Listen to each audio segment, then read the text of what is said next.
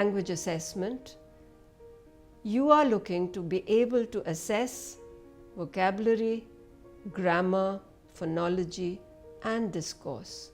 What we are trying to do is to capture the child's knowledge of a language, but in the process, we are also trying to capture well the aspects of that language as it is in use. So it's always very tempting to think you can just take an available language test and translate it into another language, but that doesn't work because the sorts of objects in the environment, the experiences that the children have had will differ across cultures. So you need to select items that are culturally appropriate, and then you have a good test. And so we need to think about the range of tasks that are going to be developed.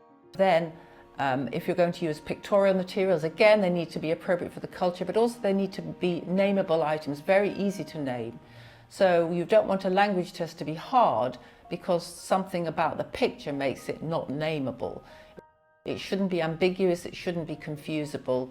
If you give it to several people, they should all give the same name for that picture.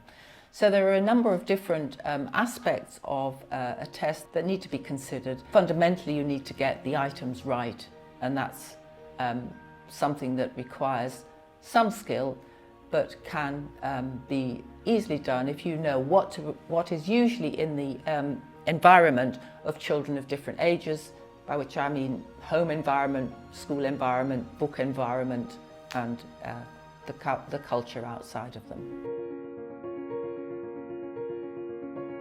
Evaluating the fairness of a test through the lens of the Arash model involves evaluating what is referred to as differential item functioning. This is the general idea that for certain subgroups of students, some questions on the test might be slightly easier or more difficult for those students in one group as opposed to another. Common groups of students that are evaluated when considering differential item functioning include gender, or the socioeconomic status of the students, or in the context of language ability. The way of thinking about this is, are the questions of equal difficulty for all subgroups of students, like boys and girls, for example? Sometimes it is the case that certain subsets of questions can be slightly easier or more difficult for boys versus girls, and may have to do with certain factors like their familiarity with certain toys that might appear in the question stimulus. A common one to consider is whether they speak that language as their first language in the home. If we have a particular question that might, for example, be a commonly used word in homes but not at schools, this could actually manifest in differential item functioning because that particular question becomes easier for the groups of students who speak the language of the test at home versus those who do not. It matters in the sense of how we interpret and then use those test scores. So for example, if we assume that the total score on the tests is a reflection of your ability as well as the relative abilities for all the scores on the test, that's not just affected by your relevant language ability but also your social background.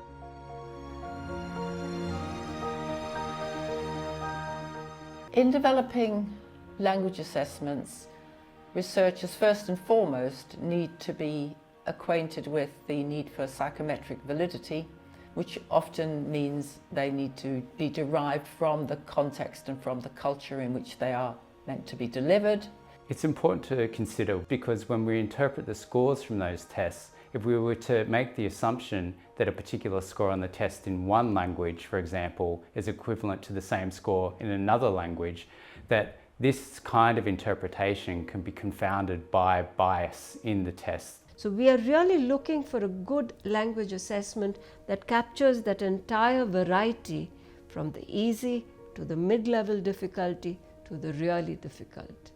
So that, in a sense, is the multifaceted demand of trying to embed the language testing in the language